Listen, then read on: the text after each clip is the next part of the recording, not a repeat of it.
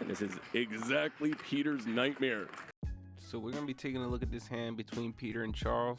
Pre-flop, Charles has pocket eights and Peter has 4-3 of diamonds. Charles decides to raise it up to 3,000, which I actually think is a pretty good size bet, and he gets two callers. The flop is 8-4 king, so Charles picks up a set, and Fish and Peter both decide to check it over. At this point, Charles obviously has to bet for value, so I'm thinking he's gonna probably bet around 4,000 to 5,000, but let's see what he decides to do. On the flop, turn, hit straight. So he does end up betting 4,000, and this time only Peter makes the call. The turn is the 3 of hearts, so Peter now has 2 pair, and he actually decides to check it down pretty quick. At this point, I'm thinking that Charles is probably going to bet something a bit bigger, probably like 10,000, especially since there's 2 hearts on the board and you don't want any flush draws getting a free card. So let's see what he does. So Charles decides to bet out 9,000, which is pretty close to what I was thinking. And surprisingly, Peter doesn't take too long before he raises to 40,000. And honestly, now that I think about it, this is probably one of the most important bets so far, because it's going to really tell Peter how strong Charles' hand is after Charles does whatever he does next.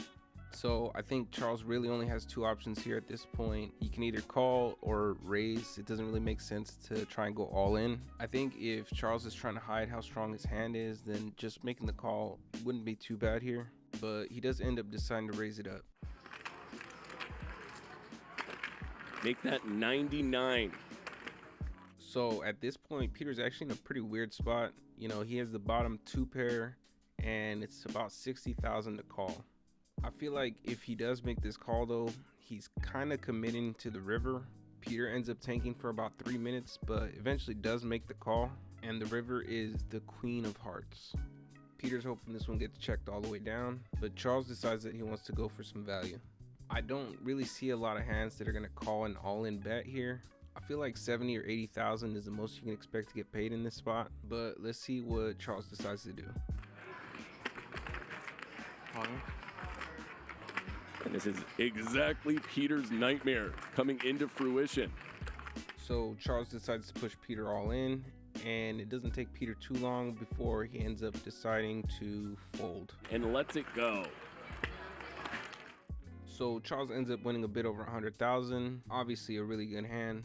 I think he could have pulled a little bit more value. Again, like I said, I don't see a lot of hands that are gonna call an all-in bet at the end there. But anyway, let me know what you guys think. If you guys enjoyed the video, make sure to hit the like button, and I'll see you guys in the next one.